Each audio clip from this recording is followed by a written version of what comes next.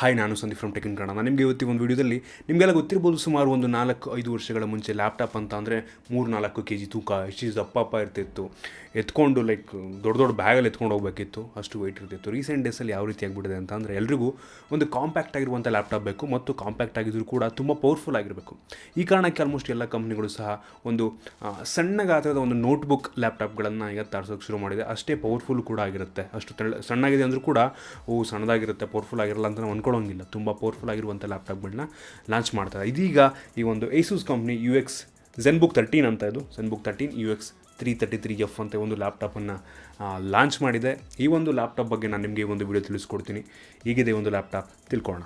ಅದಕ್ಕಿಂತ ಮುಂಚೆ ನೀವು ನಮ್ಮ ಟೆಕ್ ಇನ್ ಕನ್ನಡ ಯೂಟ್ಯೂಬ್ ಚಾನಲ್ಗೆ ಸಬ್ಸ್ಕ್ರೈಬ್ ಮಾಡ್ಕೊಂಡಿಲ್ಲ ಅಂತಂದರೆ ಈಗಲೇ ಸಬ್ಸ್ಕ್ರೈಬ್ ಮಾಡ್ಕೊಳ್ಳಿ, ಮತ್ತು ಬೆಲ್ ಐಕಾನ್ ಕೂಡ ಕ್ಲಿಕ್ ಮಾಡಿ. ಹೌದು, ಬೆಲ್ ಐಕಾನ್.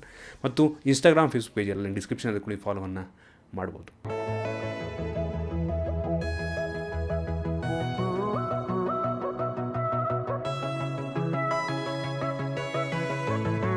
ಮೊದಲನೇದಾಗಿ ಒಂದು ಲ್ಯಾಪ್ಟಾಪ್ನ ಬಿಲ್ಡ್ ಕ್ವಾಲಿಟಿ ಬಗ್ಗೆ ಮಾತನಾಡಿದ್ರೆ, ಇದು ಮಿಲಿಟರಿ ಗ್ರೇಡ್ ಲ್ಯಾಪ್ಟಾಪ್ ಅಂತ ಹೇಳಲಾಗ್ತಿರುವಂಥದ್ದು. ಇದ್ರ ಮೇಲೆ ನಿಂತ್ಕೊಂಡ್ರೂ ಸಹ ಏನಾಗಲ್ಲ ಅಂತ ಹೇಳ್ತಾರೆ. ಟೆಸ್ಟ್ ಮಾಡೋಣ.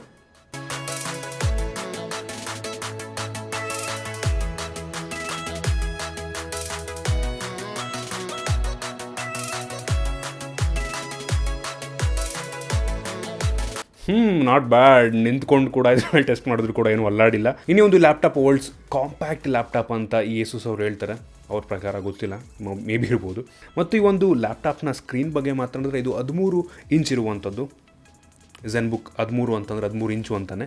ಮತ್ತು ಇದು ಫುಲ್ HD ರೆಸೊಲ್ಯೂಷನ್ನ ಹೊಂದಿರುವಂಥದ್ದು, ನೀವು ಅದನ್ನು ಗಮನಿಸ್ತಾ ಇದ್ದಾರೆ. ಮತ್ತು ಈ ಒಂದು ಡಿಸ್ಪ್ಲೇಯ ಒಂದು ಸ್ಕ್ರೀನ್ ಟು ಬಾಡಿ ರೇಷಿಯೋ 92% ಇರುವಂಥದ್ದು ತುಂಬ ಒಳ್ಳೆಯ ವಿಷಯ ಅಂತ ಹೇಳ್ಬೋದು. ಬೆಜಲ್ ನೋಡ್ಬೋದು, ತುಂಬ ಕಮ್ಮಿ ಇದೆ. ಮತ್ತು ಇದರಲ್ಲಿರುವಂಥ ಕ್ಯಾಮ್ರಾ ಕೂಡ ಅಷ್ಟೇ, ಒಂದು ರೀತಿ 3D IR ಕ್ಯಾಮ್ರಾ ಅಂತ ಹೇಳಲಾಗುತ್ತೆ. ಸೊ ಅದು ಕೂಡ ತುಂಬ ಒಳ್ಳೆಯ ವಿಷಯ. ಇನ್ನೂ ಒಂದು ಲ್ಯಾಪ್ಟಾಪ್ನ ತುಂಬ ಒಳ್ಳೆಯ ಫೀಚರ್ ಏನಪ್ಪ ಅಂದರೆ, ನೀವು ಇಲ್ಲಿ ನೋಡ್ತಾ ಇದ್ದೀರಾ, ಇದರಲ್ಲಿ ಒಂದು ಟಚ್ ಪ್ಯಾಡ್ ಇರುವಂಥದ್ದು. ಎಲ್ಲ ಒಂದು ಲ್ಯಾಪ್ಟಾಪ್ಗಳಲ್ಲಿ ಟಚ್ ಪ್ಯಾಡ್ ಇರುತ್ತೆ. ಆದರೆ ಈ ಒಂದು ಟಚ್ ಪ್ಯಾಡ್ನ ಸ್ಪೆಷಾಲಿಟಿ ಏನಪ್ಪ ಅಂತ ಅಂದರೆ, ನೀವು ನೋಡ್ಬೋದು, ಈ ಒಂದು ಲ್ಯಾಪ್ಟಾಪಲ್ಲಿ ನೀವು ಈ ಕಾರ್ನರ್ಲಿರುವಂಥ ಬಟನ್ನ ಕ್ಲಿಕ್ ಮಾಡಿದ್ರೆ ನಮ್ ಪ್ಯಾಡ್ ಓಪನ್ ಆಗುತ್ತೆ. ಅಂದರೆ ಇಲ್ಲಿ ನೋಡ್ಬೋದು, ಕೀಬೋರ್ಡಲ್ಲಿ ಯಾವುದೇ ಒಂದು ನಂಬರ್ ಪ್ಯಾಡ್ ಇಲ್ಲ. ಆ ಕಾರಣಕ್ಕೆ ಈ ಒಂದು ಟಚ್ ಪ್ಯಾಡ್ನಲ್ಲೇ ನಂಬರ್ ಪ್ಯಾಡನ್ನು ಅವರು ಇಂಟ್ರೊಡ್ಯೂಸ್ ಮಾಡಿರುವಂಥದ್ದು. ನೀವು ಇಲ್ಲಿ ನೋಡ್ಬೋದು, ನಾನು ಸುಮ್ಮನೆ ಇಲ್ಲಿ ಟೈಪ್ ಮಾಡ್ತೀನಿ. ಟೈಪ್ ಮಾಡೋದು ನೋಡ್ಬೋದಲ್ಲಿ ನಂಬರ್ ಬರ್ತಾ ಇರುವಂಥದ್ದು.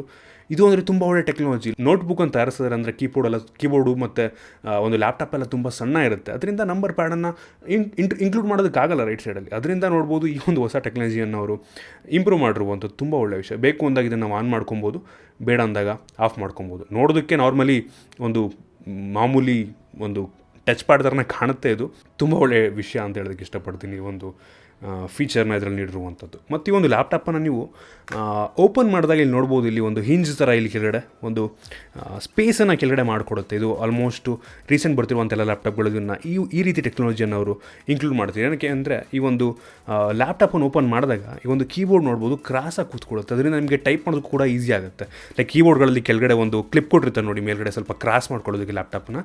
ಅದೇ ರೀತಿ ಸಹ ಇದು ವರ್ಕ್ ಆಗುತ್ತೆ. ಮತ್ತು ಕೆಳಗಡೆ ಏರ್ ಫ್ಲೋಗೆ, ಈ ಒಳಗಡೆ ಪ್ರೋಸೆಸರು ಮತ್ತು ಈ ಒಂದು GPU ಏನಿದೆ ಅದಕ್ಕೆಲ್ಲ ಏರ್ ಫ್ಲೋ ಆಗೋದಕ್ಕೆ ಕೆಳಗಡೆ ಏರ್ ಕೂಡ ಕೂಲಿಂಗ್ ಸಿಸ್ಟಮ್ ಕೂಡ ಅದು ಯೂಸ್ ಆಗುತ್ತೆ. ಅದರಿಂದ ಈ ಒಂದು ಹಿಂಜನ್ನು ನೀಡಿರುವಂಥದ್ದು ತುಂಬ ಒಳ್ಳೆಯ ವಿಷಯ ಅಂತ ನನಗನ್ಸುತ್ತೆ. ಇನ್ನೂ ಒಂದು ಲ್ಯಾಪ್ಟಾಪ್ನ ಸ್ಪೆಸಿಫಿಕೇಷನ್ ಬಗ್ಗೆ ಮಾತನಾಡಿದ್ರೆ, ಒಂದು ಲ್ಯಾಪ್ಟಾಪ್ನಲ್ಲಿ Intel i7 8th generation processor ಇರುವಂಥದ್ದು, ಮತ್ತು ಇದರಲ್ಲಿ MX 150 GeForce NVIDIA ಅದು ಗ್ರಾಫಿಕ್ ಕಾರ್ಡ್ ಇರುವಂಥದ್ದು. ತುಂಬ ಒಳ್ಳೆಯ ವಿಷಯ. ಆ್ಯಕ್ಚುಲಿ ಇದು ತುಂಬ ಪವರ್ಫುಲ್ ಗ್ರಾಫಿಕ್ ಕಾರ್ಡ್ ಅಂತ ನಂಗೆ ಹೇಳೋಂಗಿಲ್ಲ. ಕಂಪ್ಯೂಟರ್ನಲ್ಲಿ GTX 750 ಗ್ರಾಫಿಕ್ ಕಾರ್ಡಿಗೆ ಈಕ್ವಲೆಂಟ್ ಆಗುತ್ತೆ. ತುಂಬ ಲೋ ಎಂಡ್ ಗ್ರಾಫಿಕ್ ಕಾರ್ಡ್ ಅಂತ ನನಗನ್ಸುತ್ತೆ. ಇದಾದ ನಂತರ ಇದರಲ್ಲಿ 8 GB ರ್ಯಾಮು ವೇರಿಯಂಟ್ ಕೂಡ ಇದೆ, ಮತ್ತು 16 GB ವೇರಿಯಂಟ್ ರ್ಯಾಮ್ ಕೂಡ ಇರುವಂಥ, ನಿಮ್ಗೆ ಯಾವುದು ಬೇಕೋ ಅದನ್ನು ತೊಗೊಬೋದು. ಮತ್ತು ಇದರಲ್ಲಿ 1 TB SSD ಇರುವಂಥದ್ದು ಇದೆ, ಮತ್ತು 500 GB SSD ಸ್ಟೋರೇಜ್ SSD ಕೂಡ ಇದೆ.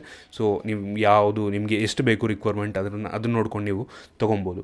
ಮತ್ತು ಇದರಲ್ಲಿ 14 ಗಂಟೆಗಳ ಕಾಲ ಇದರಲ್ಲಿ ಬ್ಯಾಟ್ರಿ ಲೈಫ್ ಬಾಳಿಕೆ ಬರುತ್ತೆ ಅಂತ ಅವ್ರ ಪ್ರಕಾರ ಹೇಳಲಾಗುತ್ತೆ. ಸೊ ತುಂಬ ಒಳ್ಳೆಯ ವಿಷಯ. 14 ಅವರ್ ಅಂತಂದರೆ ತುಂಬ ಒಳ್ಳೆಯ ವಿಷಯ ನನ್ನ ಪ್ರಕಾರ. It's a long time.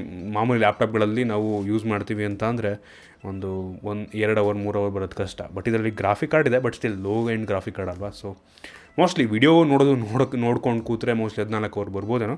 But ಒಂದು ಸ್ವಲ್ಪ ಗೇಮ್ ಮಾಡ್ತಾಯಿದ್ದೀರಾ, ಏನೋ ವಿಡಿಯೋ ಎಡಿಟಿಂಗ್ ಮಾಡ್ತಾಯಿದ್ದೀರಾ ಅಂತಂದರೆ ನನ್ನ ಪ್ರಕಾರ ಮೋಸ್ಟ್ಲಿ ಅಷ್ಟೊಂದು ಬರೋಲ್ಲ. But still 14 hours of usage battery ಅಂತ ಹೇಳಿದ್ದಾರೆ. ಸೊ ಒಳ್ಳೆ ವಿಷಯ. ಒಟ್ಟಾರೆ ಒಂದು ಲ್ಯಾಪ್ಟಾಪ್ ಈ ಒಂದು ಸ್ಪೆಸಿಫಿಕೇಷನ್ ವೈಸು ಮತ್ತು ಬಿಲ್ಡ್ ಕ್ವಾಲಿಟಿ ವೈಸು ತುಂಬ ಚೆನ್ನಾಗಿದೆ ಅಂತ ಹೇಳೋದಕ್ಕೆ ಇಷ್ಟಪಡ್ತೀನಿ. ನೀವೇನಾದರೂ ಟ್ರಾವೆಲ್ ಮಾಡ್ತೀರಾ ಯಾವಾಗಲೂ ತುಂಬ ಸಣ್ಣ ಬ್ಯಾಗು ಜಾಸ್ತಿ ವಸ್ತುನ ಇಟ್ಕೊಳ್ಳೋಕ್ಕಾಗಲ್ಲ, ಆ ಟೈಮಲ್ಲಿ ನೀವು ಈ ಒಂದು ಸಣ್ಣ ಲ್ಯಾಪ್ಟಾಪನ್ನು, ಪವರ್ಫುಲ್ ಆಗಿರುವಂಥ ಲ್ಯಾಪ್ಟಾಪನ್ನು ನಿಮ್ಮ ಬ್ಯಾಗ್ ಒಳಗೆ ಹಾಕೊಂಡು ಹೋಗ್ಬೋದು. ನಿಮಗೆ ಆ ಲ್ಯಾಪ್ಟಾಪ್ ಇದೆ ಅಂತಲೂ ಕೂಡ ನಿಮ್ಗೆ ಅನಿಸಲ್ಲ. ಸೊ ಅಷ್ಟು ಕಾಂಪ್ಯಾಕ್ಟ್ ಆಗಿದೆ, ತುಂಬ ಒಳ್ಳೆ ಬಿಲ್ಡು, ತುಂಬ ಒಳ್ಳೆ ಪ್ರಾಡಕ್ಟು ಏಸಸ್ ಕಡೆ ಅಂತ ನನಗನ್ಸುತ್ತೆ. ನೋಡಿದ್ರಲ್ಲ, ಇದಿಷ್ಟು ಈ ಒಂದು ZenBook 13 ಲ್ಯಾಪ್ಟಾಪ್ನ ಬಗ್ಗೆ. ಈ ಒಂದು ಲ್ಯಾಪ್ಟಾಪ್ನ ಬೆಲೆ ಸುಮಾರು 80,000 ರೂಪಾಯಿ ರೇಂಜಲ್ಲಾಗುತ್ತೆ. ನಿಮ್ಮ ಒಂದು ರಿಕ್ವೈರ್ಮೆಂಟ್ ಮೇಲೆ ಡಿಪೆಂಡ್ ಆಗುತ್ತೆ. ನೀವೇನಾದರೂ 8 GB ರ್ಯಾಮ್ ಅಥವಾ 16 GB ರ್ಯಾಮ್ ಅಂತ ತೊಗೊಬೇಕು ಅಂದ್ಕೊಂಡಿದ್ರೆ ಅಂದರೆ ಕಮ್ಮಿ ವೇರಿ ಆಗ್ಬೋದು. ಒಟ್ಟಿಗೆ 8,000 ರೇಂಜಲ್ಲಿ ಈ ಒಂದು ಲ್ಯಾಪ್ಟಾಪ್ ಸಿಗುತ್ತೆ. ಹೌದು, ಕಾಸ್ಟ್ ಸ್ವಲ್ಪ ಜಾಸ್ತಿ, ಬಟ್ ಇಷ್ಟು ಕಾಂಪ್ಯಾಕ್ಟಾಗಿ ನಿಮಗೆ ಎಲ್ಲ ಪವರ್ಫುಲ್ ಒಂದು ಸ್ಪೆಸಿಫಿಕೇಷನ್ಗಳೊಳಗೆ ತುಂಬಬೇಕು ಅಂತಂದ್ರೆ ಅಷ್ಟು ಕಾಸ್ಟ್ ಕೊಡಲೇಬೇಕು ನಾವು. ಹೊಸ ಟೆಕ್ನಾಲಜಿ ಬಗ್ಗೆ ತಿಳ್ಕೊಳ್ಳೋದಕ್ಕೇನು ತೊಗೊಳಕ್ಕಾಗಲಿಲ್ಲ ಅಂತಂದ್ರೂ. ಸೊ ಇದಿಷ್ಟು ಈ ಒಂದು ಲ್ಯಾಪ್ಟಾಪ್ನ ಬಗ್ಗೆ. ನಿಮಗೆ ಈ ಒಂದು ವಿಡಿಯೋ ಇಷ್ಟ ಆಗಿದೆ ಅಂತ ಅನ್ಕೋತೀನಿ. ಈ ಒಂದು ವಿಡಿಯೋ ಇಷ್ಟ ಆಗಿದ್ರೆ ಲೈಕ್ ಮಾಡಿ, ಶೇರ್ ಮಾಡಿ. ಇದೇ ರೀತಿ ನಮ್ಮ ಬೇರೆ ವಿಡಿಯೋಗಳಿಗೆ ಟೆಕ್ ಇನ್ ಕನ್ನಡ ಯೂಟ್ಯೂಬ್ ಚಾನಲ್ಗೆ ಸಬ್ಸ್ಕ್ರೈಬ್ ಮಾಡ್ಕೊಂಡಿಲ್ಲ ಅಂತ ಈಗಲೇ ಸಬ್ಸ್ಕ್ರೈಬ್ ಮಾಡ್ಕೊಳ್ಳಿ. ಫೇಸ್ಬುಕ್ ಪೇಜ್, ಇನ್ಸ್ಟಾಗ್ರಾಮ್ ಎಲ್ಲ ಲಿಂಕ್ ಡಿಸ್ಕ್ರಿಪ್ಷನ್ ಸಿಗುತ್ತೆ, ಫಾಲೋವನ್ನು ಮಾಡ್ಬೋದು. ಸಿಗೋಣ ಮುಂದಿನ ವಿಡಿಯೋದಲ್ಲಿ.